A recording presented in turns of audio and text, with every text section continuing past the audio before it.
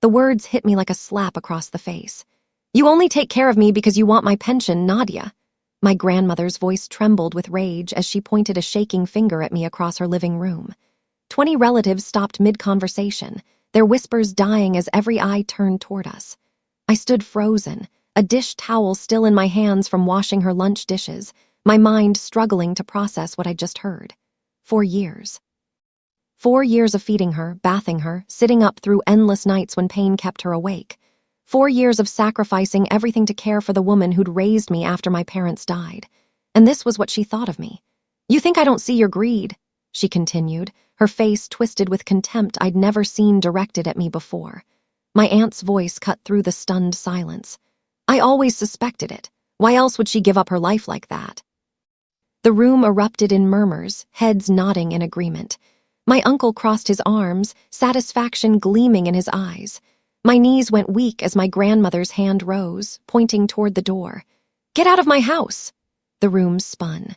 Betrayal burned hot in my chest, stealing my breath. Outside in the cold, I clutched my coat around myself, my whole body trembling. My name is Nadia Ellis, and I gave up everything for her. The memories came flooding back as I stood there in shock. 4 years ago, my grandmother had fallen on the ice outside her house. The doctors said she'd never walk without help again.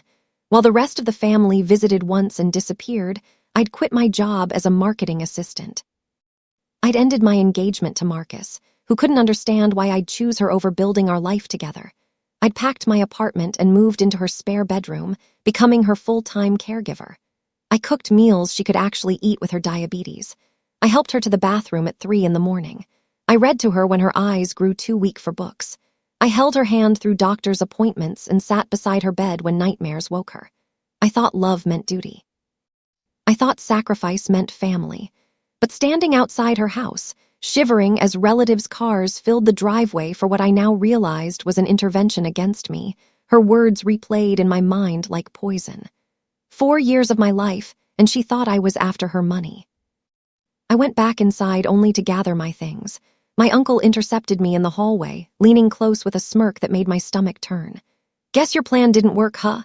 He pulled my grandmother's spare keys from his pocket, the ones I'd used countless times for emergencies. "We'll take care of Grandma from now on. You know, people who actually care about her." I stared at him, at his satisfied expression, and suddenly everything clicked into place. The whispered phone calls I'd overheard him having with my grandmother, the way she'd started questioning my purchases at the grocery store, the sudden coldness in her eyes when I'd mentioned needing to buy her medications or pay her utility bills. He'd been poisoning her against me, slowly, methodically, planting seeds of doubt about my intentions. "Why?" I whispered. His smirk widened. "Some of us think family money should stay in the family, not go to some glorified nurse playing the martyr." He pocketed the keys and brushed past me. I stood in that hallway, my bags half-packed, and felt the last 4 years crumbling around me. I wasn't the villain in this story. I was the target, and I'd never seen it coming until it was too late. That night, I packed in silence. My grandmother sat in her wheelchair at the end of the hallway, arms crossed, watching me without speaking. I moved between rooms collecting my belongings, 4 years of my life fitting into 3 suitcases and 2 boxes. Every item carried a memory. The cookbook I'd bought to learn her favorite recipes. The blanket I'd wrapped around her during evening television. The photo album we'd assembled together on good days when her mind was clear and her pain manageable. She never said a word, just watched with those cold eyes that used to look at me with warmth. When I finished, I stood at the door with my bags, looking back at her one last time. Part of me wanted to beg her to remember who I really was, to remember the nights I'd stayed awake making sure she was breathing, to remember how I'd given up my entire life because I loved her, but the words stuck in my throat. She turned her wheelchair away, facing the wall instead of me. "I thought you were different," she muttered, just loud enough for me to hear. The door closed behind me with a soft click that sounded like finality. I loaded my car in the dark, neighbors' curtains twitching as they watched my shame play out on their quiet street. The room I rented was tiny, barely larger than my grandmother's bathroom.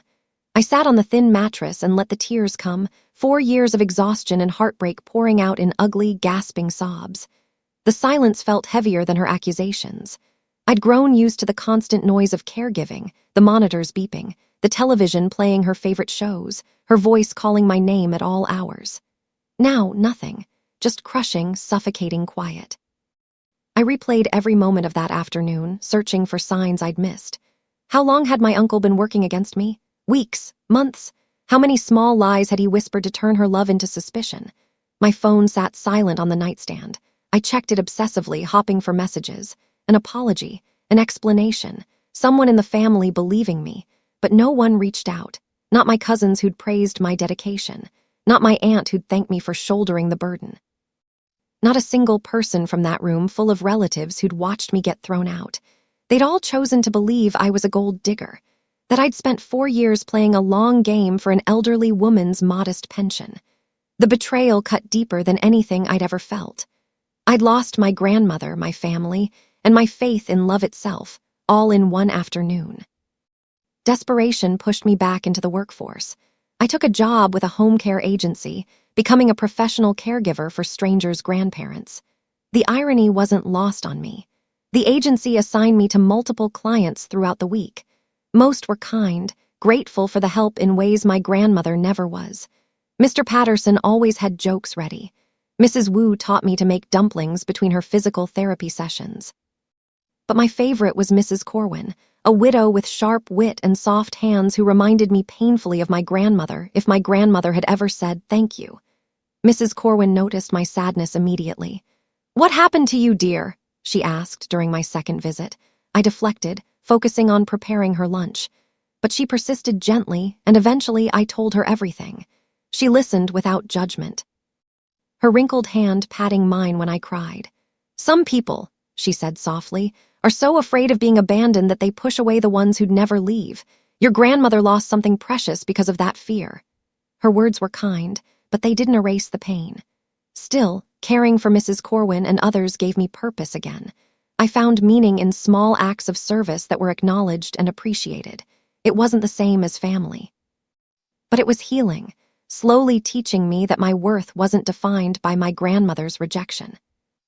3 months after I left, my cousin accidentally added me to the family group chat. I saw the notification and almost deleted it immediately.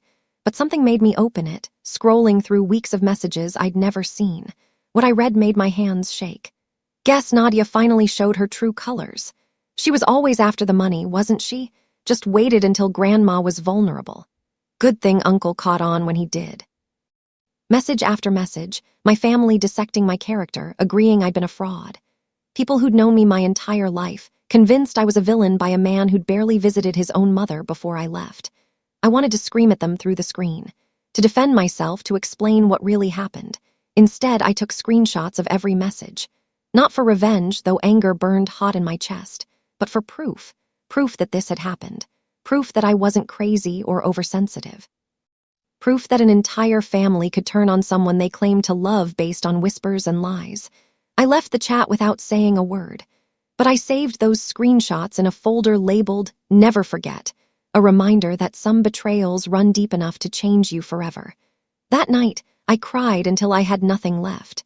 Then I got up, went to work, and kept moving forward, because what else could I do? Winter came hard that year, bitter cold settling over the city like a blanket. I heard my grandmother's voice on the community center's volunteer line one evening while checking my work voicemail. The recording was part of a senior outreach program featuring elderly residents asking for assistance. "This is Beatrice Ellis," her trembling voice said through the speaker. "I'm looking for someone who could help with grocery delivery. It's hard getting around these days." My heart twisted painfully. Despite everything, despite her rejection and the family's cruelty, I couldn't bear the thought of her going without food. But I also couldn't face her. Couldn't risk another accusation, another public humiliation. So I did something I'd done many times before when caring for her. I put her needs above my own feelings. Just this time, anonymously. I called the program coordinator and arranged for weekly grocery deliveries to my grandmother's address. I paid out of my modest salary, money I could barely afford. But I marked all deliveries under the sender name L, short for love, though I'd never tell her that. Every Friday, groceries would appear on her doorstep. Staples she needed for her diabetes, foods I knew she liked. No notes, no explanations, just quiet care from someone she'd already forgotten. Months passed in this strange new normal. Then I heard through a former neighbor that my uncle had forged my grandmother's signature to redirect part of her pension into his own account. The news came from Mrs. Henderson, who'd lived next door to my grandmother for 30 years. We'd become friendly during my caregiving days, and she'd reached out after hearing I left. "It's been going on for months," she whispered over coffee at a corner diner. "Bank finally caught it during a routine audit, but your grandmother told them to drop it, said it was a misunderstanding." I felt rage bubble up, hot and bitter. This was the man who'd accused me of greed, who'd convinced my grandmother and the entire family that I was after her money, and he'd been stealing from her the whole time. "You should tell someone," Mrs. Henderson urged. "Report it properly." I thought about it, about exposing him the way he'd exposed me, but what would it accomplish? My grandmother had chosen to protect him. She'd rather believe he made a mistake than face the truth that her own son had been stealing from her while accusing her granddaughter of the same crime. I swallowed the anger, choosing silence over vengeance. Not because he deserved my mercy, but because I couldn't bear to hurt my grandmother again, even if she'd destroyed me first. Sometimes being the better person just means being the one who suffers more. I decided to rebuild my life from scratch. If my family wanted to remember me as greedy and false, fine. But I'd become someone I could be proud of, regardless of what they believed. I enrolled in a night program for healthcare management at the community college, working days and studying until midnight most evenings. The coursework was challenging, but I'd already spent 4 years managing complex medical schedules, navigating insurance systems, and coordinating care. I just never had the credentials to prove it. My old professor from college, Dr. Hamid, heard I was back in school and sent me an email. "I always knew you'd return to helping people professionally. Your empathy is rare, Nadia. Don't lose it to bitterness." His words arrived on a particularly difficult night when I'd been questioning everything. Why work so hard when the people I'd loved most had treated me like trash? Why help anyone when help wasn't appreciated? But Dr. Hamid's message reminded me who I was underneath the hurt. I wasn't kind because I expected gratitude. I was kind because it was who I chose to be. For the first time in months, I felt seen. Not as the disgraced granddaughter or the alleged gold digger, but as Nadia, someone whose compassion had value even when it wasn't recognized. I printed his email and hung it above my desk, a reminder on hard days. 2 years after leaving my grandmother's house, my work led me to County General Hospital. The agency assigned me to a long-term care patient who needed daily visits and assistance with rehabilitation. I walked into room 347 and stopped dead. The patient was Mrs. Henderson, my grandmother's former neighbor, recovering from hip surgery. Her face lit up when she recognized me. "Nadia! Oh, sweetheart, I'm so glad it's you." As I helped her through exercises and prepared her meals, we talked. She told me things I hadn't known, things that made my chest ache. "Your grandmother talks about you sometimes," Mrs. Henderson said carefully. "She doesn't call you by name, just says that girl who left. But she brags about it, tells people she taught you a lesson about respect." I focused on adjusting her pillows, keeping my hands busy so she wouldn't see them shake. What kind of lesson? That she doesn't need anyone. That she's fine alone with family who actually care. Mrs. Henderson squeezed my hand. "But Nadia, she's not fine. The house is falling apart. Your uncle barely visits. She sits alone most days, and sometimes I hear her crying through the walls." I smiled sadly, the expression feeling foreign on my face. Maybe she did teach me something, just not the lesson she intended. I learned that pain doesn't always make you bitter. Sometimes it makes you stronger. Sometimes it teaches you that your love has value, even when others can't see it. That spring, I received a community service award for my work developing a home care program for low-income seniors. The program provided free assistance to elderly people who couldn't afford professional help, funded through grants and volunteer coordination. My photo appeared in the local newspaper, though I'd insisted they use only my first name. The article described my work without mentioning my personal history. During the awards banquet, I stood on stage accepting a plaque, looking out at a room full of strangers who were clapping for me. People who saw me as someone worth celebrating, not someone to be suspicious of.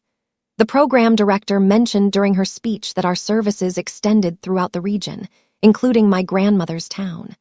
I'd quietly arranged that months ago, ensuring her area received priority coverage. but my name remained anonymous in all documentation, listed simply as program coordinator and I didn't want credit. I didn't want her to know I was still trying to help from a distance. I just wanted her to be safe, cared for, protected, even if she'd never believe I cared about anything beyond her money. After the ceremony, I stood outside the banquet hall, plaque in hand, and felt something shift inside me. I wasn't doing this for validation anymore. I was doing it because it was right, and that realization felt like freedom I hadn't known I needed. One afternoon, I mailed a letter with no return address.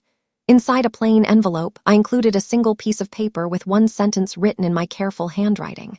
"You are loved, even when you forget who loves you." No signature, no explanation, just words I needed her to hear, even if she never knew they came from me. I imagined her receiving it, my grandmother sitting at her kitchen table opening the envelope with shaking hands. Would she recognize my handwriting? Would she wonder who sent it? Would it comfort her or confuse her? I'd never know. A week later, Mrs. Henderson called. "Your grandmother got a strange letter," she said. "She won't tell anyone what it said, but she keeps it in her Bible, takes it out sometimes and cries." My throat tightened. I'd spent 2 years building walls around my heart, protecting myself from the pain of her rejection. But knowing my words had touched her, even anonymously, cracked those walls just slightly. "That's good," I managed. "I hope she's doing okay." "She keeps it with a newspaper clipping," Mrs. Henderson added. "I saw it once when helping her find a bookmark. It's an article about some healthcare award. Your name's on it, Nadia." I froze. She knew. Somehow my grandmother had found out about my work, my success, the life I'd built after she destroyed me. And she'd kept the evidence, hidden away like a secret she couldn't share but couldn't let go. 3 years after everything fell apart, I received a call from social services. My grandmother had fallen again. This time she'd broken her wrist and couldn't manage alone. The family couldn't help, the caseworker explained. My uncle was dealing with legal issues, and other relatives claimed work and distance as excuses. "She has no one available to stay with her for the next 2 weeks during recovery. Do you know anyone who might help? A friend, a neighbor, any connection she might have?" The caseworker's voice was tired, another overworked person trying to solve an impossible situation. I should have said no. After everything she'd done, every accusation and humiliation, I should have hung up and let the state place her in temporary care.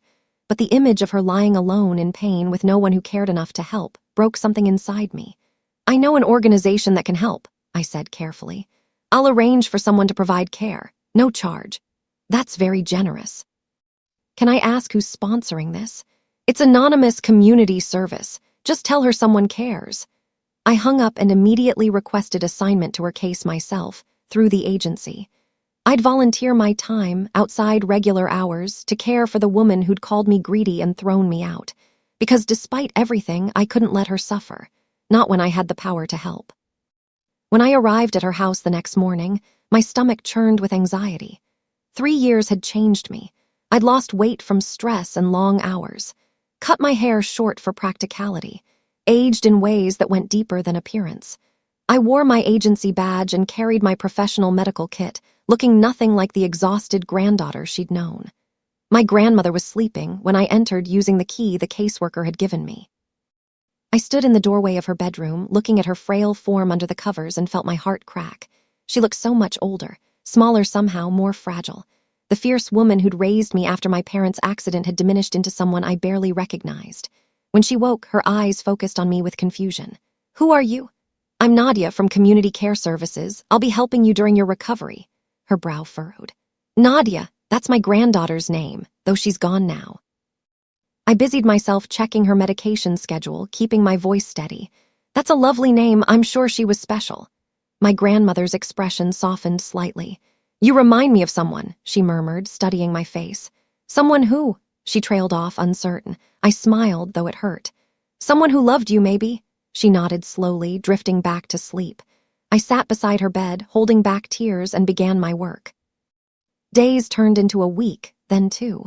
I came every morning and stayed until evening, maintaining my professional disguise. My grandmother never recognized me, though she studied my face often with that confused expression, like she was reaching for a memory just beyond her grasp. But she talked to me, more than she'd ever talked when I actually lived with her. She confided things she'd never shared before, her voice tired and full of regret. "My family barely visits anymore," she told me one afternoon as I helped her eat lunch. My son, he promised he'd take care of things after I made my granddaughter leave. Her hands shook around the soup spoon. I wish I could take it back.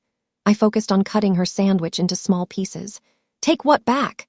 Everything I said to her. About the money, about her intentions. I was so afraid she'd abandon me like everyone else. My son kept saying she was using me, and I believed him because… She paused, tears welling in her clouded eyes. Because it's easier to push someone away than risk them leaving on their own. My chest ached. I wanted to tell her the truth, to reveal who I was and demand the apology I deserved. But what would that accomplish? She was old, sick, genuinely remorseful. And I'd learned that sometimes forgiveness isn't about hearing the right words. It's about letting go of the need to hear them. While cleaning her bedroom one morning, I found an envelope hidden in her drawer beneath old photographs and forgotten jewelry. My hands trembled as I opened it, though I knew I shouldn't invade her privacy. Inside were photos of us together. Me at 8 years old, gap-toothed and grinning beside her in the garden. Me at 16, wearing my first formal dress for a school dance she'd helped me prepare for. Me at 25, the last photo taken before she fell and everything changed. Beneath the photos was the newspaper clipping about my community service award. The edges were worn from being handled repeatedly. My name was circled in red pen, the words Healthcare Program Coordinator Nadia Ellis underlined 3 times. On the back, in my grandmother's shaking handwriting, she'd written, "Looks like my girl did good. I always knew she would. Why did I say those things?" My vision blurred with tears. She knew. She'd known for a while that I'd succeeded, that I'd built something meaningful after she destroyed me, and she regretted what she'd done. But pride or shame or fear kept her from reaching out, from apologizing, from trying to fix what she'd broken. I carefully returned everything to the drawer exactly as I'd found it, this secret glimpse into her heart, something I'd carry but never acknowledge. She was suffering too, in her own way. That didn't erase my pain, but it added layers to a story I'd thought was simple. A thunderstorm rolled in one evening, violent and sudden. Lightning cracked across the sky as rain pounded the windows. My grandmother grew agitated, her breathing rapid and shallow. "The storm," she gasped, clutching her chest. "Can't breathe in storms." I helped her take her anxiety medication, holding her hand as thunder shook the house. In her distress, words spilled out unfiltered. "I was so afraid," she mumbled, half delirious. "So afraid she'd leave me like everyone else, like her parents left." Like my husband left, everyone leaves. I stroked her hair gently. "Who were you afraid would leave?" "My Nadia, my sweet girl. She gave up everything for me, and I was so terrified she'd realize I wasn't worth it, so I pushed her away first, controlled the abandonment." Her tears mixed with confusion. "But I was wrong. She never would have left. I was the one who left her." The truth hit me like lightning. It wasn't about greed or my uncle's poison. My grandmother had been so consumed by fear of abandonment that she'd sabotaged the one relationship that would have lasted. She'd destroyed us preemptively, choosing to believe I was false rather than risk discovering I was real and losing me anyway. Understanding didn't erase the pain, but it transformed it, adding context to the cruelty, revealing the scared, damaged woman beneath the accusations. 3 months later, I received the call I'd been dreading. My grandmother had passed away peacefully in her sleep. The caseworker's voice was gentle, assuming I was just another professional caregiver losing a client. But I was so much more than that. I was the granddaughter who'd been thrown away, the one who'd cared anyway, the one who'd loved despite everything. I went to her house one final time before the family arrived to collect her belongings. Sat beside her bed in the empty room where I'd spent so many hours over the past 3 months. The woman who'd raised me, rejected me, and never knew I came back lay still under a white sheet. "I never stopped loving you," I whispered, allowing myself the truth I'd hidden for 3 years. "Even when you made it impossible, even when it hurt, I loved you anyway." My tears fell freely, grief and relief and regret all tangled together. I'd given everything to save her from loneliness, and she died never knowing it was me, never apologizing face to face, never healing the wounds she'd created. But maybe that was okay. Maybe my love didn't need her acknowledgement to be valid. Maybe the sacrifice mattered regardless of whether she witnessed it. I left before the family arrived, slipping out the back door as I'd done 3 years earlier. Unseen, unacknowledged, but no longer ashamed. I'd done everything I could. That would have to be enough. The funeral was small, held at the church where my grandmother had attended services for 40 years. I stayed in the back row, hidden behind a pillar, watching my family gather around the casket. They looked appropriately sad, dabbing eyes with tissues, embracing each other with practiced sympathy. My uncle stood at the front, playing the devoted son, accepting condolences with solemn nods. After the service, everyone returned to my grandmother's house for the will reading. I didn't attend, but Mrs. Henderson called me that evening with details. "It was awful," she said. "Just awful. They descended like vultures, Nadia, arguing about who deserved what before the lawyer even opened his briefcase." My uncle had been the loudest, apparently, insisting my grandmother had promised him everything, that he'd been the dutiful son who'd protected her from that gold-digging granddaughter. My cousins had joined in, dividing up furniture and jewelry in their minds before anyone knew what the will actually said. Then the lawyer cleared his throat, Mrs. Henderson continued, barely containing her satisfaction, and told them there was something they all needed to hear, a recording your grandmother made 2 weeks before she died. My heart stopped. A recording. What had she said? What had she finally found the courage to admit? "Nadia, you should have seen their faces," Mrs. Henderson whispered. "Your grandmother told them everything." The lawyer played my grandmother's voice through small speakers, her words filling the room with truth that could no longer be denied. Mrs. Henderson recited what she'd heard, having stayed for the reading as an interested neighbor. My grandmother's recording began simply, "To my family, who taught me that love can be mistaken for greed, and greed for love." She'd spoken about the past 3 years, about watching the family fight over her belongings while barely visiting her, about discovering my uncle's forged signatures and theft, about realizing too late how she'd been manipulated. "To those who lied to me, who stole from me, who poisoned my relationship with the one person who loved me without condition, I leave silence. No forgiveness, no inheritance, no final blessing. You don't deserve the comfort of my words." Mrs. Henderson's voice grew emotional as she continued. "But to the one who gave everything when she had nothing, who cared for me even when I cast her out, who loved me from a distance when I made loving me up close impossible, to my granddaughter Nadia, I leave everything that cannot be taken." The family had erupted in confusion. What did that mean? What inheritance couldn't be taken? The lawyer had smiled then, Mrs. Henderson said, and explained exactly what my grandmother had planned. A legacy that would hurt more than any monetary loss. The lawyer revealed what my grandmother had discovered during her final months. The anonymous grocery deliveries marked the community care organization that sent someone to help her. The newspaper articles about a healthcare coordinator who'd built programs for seniors exactly like her. She'd hired a private investigator, spending her savings to confirm what she'd suspected. That L stood for love, that the caregiver named Nadia wasn't a coincidence. That her granddaughter had never stopped protecting her, even after being destroyed publicly and rejected cruelly. Your grandmother tracked bank slips, grocery receipts, volunteer records, the lawyer explained to the assembled family. She spent her final year piecing together proof that Nadia had been helping her anonymously since the day she left. The lawyer produced a folder thick with evidence. My grandmother had documented everything, creating a timeline of my sacrifice that no one could deny. She also discovered, the lawyer continued, his voice hardening, that while Nadia was anonymously paying for groceries she couldn't afford, someone in this room was forging signatures and redirecting pension funds. My uncle's face went white. The family fell silent, all eyes turning toward him. The lawyer opened a second folder. Mrs. Ellis spent months gathering evidence of fraud. She reported it to authorities 2 weeks before her death. The investigation is now active. My grandmother's final act was exposing the real thief while vindicating the granddaughter she'd wronged. But the true inheritance was something my uncle couldn't steal and the family couldn't divide. My grandmother had converted her entire pension fund into a trust. The Nadia Ellis Care Foundation, the lawyer announced, established to support family caregivers of elderly relatives.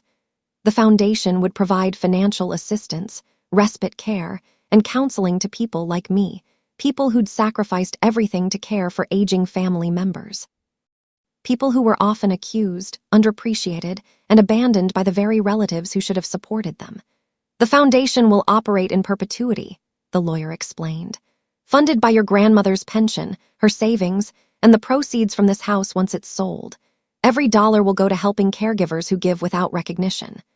My grandmother's voice continued on the recording, speaking directly to me though I wasn't there to hear it. Nadia, you gave me your 20s. Your career, your relationship, your freedom. I repaid you with suspicion and cruelty. I cannot give you those years back, but I can give your sacrifice meaning beyond this broken family. She'd left me no money, but she'd immortalized my love in a way that would help thousands of people facing what I'd faced. She'd turned my pain into purpose, my rejection into legacy. The family stared at each other in stunned silence. Everything they'd fought over, everything they'd assumed they'd inherit was gone. Donated to a cause that proved them all wrong about who I really was. Mrs. Henderson told me the room had erupted after the lawyer finished. My uncle had shouted about contesting the will, claiming my grandmother wasn't mentally competent. His face had turned purple with rage as he realized his theft would be prosecuted and he'd inherit nothing. But the lawyer had anticipated this, producing psychiatric evaluations proving my grandmother had been completely lucid when making these decisions. More than that, the lawyer revealed something even more damaging. Your grandmother kept meticulous records of every conversation where family members suggested Nadia was greedy. Every lie, every accusation, every bit of gossip you spread. He'd handed out copies to everyone present. She wanted you to see, in your own words, how you destroyed an innocent person's reputation. My cousins had read their text messages, printed on paper. My aunt had seen her whispered comments documented with dates and times. Everyone who'd participated in tearing me down now held proof of their cruelty. This will all become public record, the lawyer had said calmly, as part of the foundation's origin story. The world will know how a young woman sacrificed everything, was accused of greed by the people stealing from her grandmother, and chose grace over revenge. My uncle had fled. Others had tried to apologize to an empty chair, as if I could hear them through walls and time. But their regret came too late, and their words meant nothing. The truth was already spreading through their social circles, their reputations crumbling under the weight of evidence. 6 months later, I stood at the dedication ceremony for the Nadia Ellis Care Foundation. The building was modest but welcoming, filled with resources for family caregivers who needed support. People I'd never met had donated time and money once they'd heard my story. The foundation had become something larger than my grandmother's pension could have funded alone. A movement. A recognition that family caregivers deserved honor, not suspicion. I held a framed photograph of my grandmother, taken years ago when she'd been healthy and happy, placed it beside the bronze plaque that would hang in the foundation's entrance. The inscription read, "For those who loved without being believed, for those who gave without receiving, for those who stayed when everyone else left, you are seen, you are valued, you are honored." I ran my fingers over the words, tears slipping down my cheeks, not tears of sadness but of release, of completion. Of understanding that my grandmother's final act had been the apology she couldn't speak while alive. My family watched from a distance, excluded from the ceremony by their own choices. They stood behind the crowd, powerless to change the narrative they'd created. My uncle faced criminal charges. The others faced social exile, their cruelty documented for everyone to see. I didn't acknowledge them, didn't need their regret or recognition anymore. My revenge was complete, but it wasn't the revenge I'd imagined during those dark months after she threw me out. It wasn't rage or destruction. It was grace. It was building something beautiful from the ashes of betrayal. It was proving that love, even when rejected, even when unacknowledged, still had power. I walked away from the ceremony as the sun set, my grandmother's photo held close to my heart. Behind me, I could hear people sharing their own stories of caregiving and rejection, finding community in shared struggle. The foundation would help thousands of people I'd never meet, people who'd feel less alone because my grandmother had finally found the courage to tell the truth. I didn't look back at my family standing in the shadows. They belonged to my past. The future stretched ahead, bright with purpose, filled with meaning that no one could take away. My grandmother had called me greedy. In the end, she'd proven I was rich beyond measure, rich in love that transcended death, in sacrifice that became legacy, in grace that turned pain into power. And that inheritance was worth more than any pension could ever be.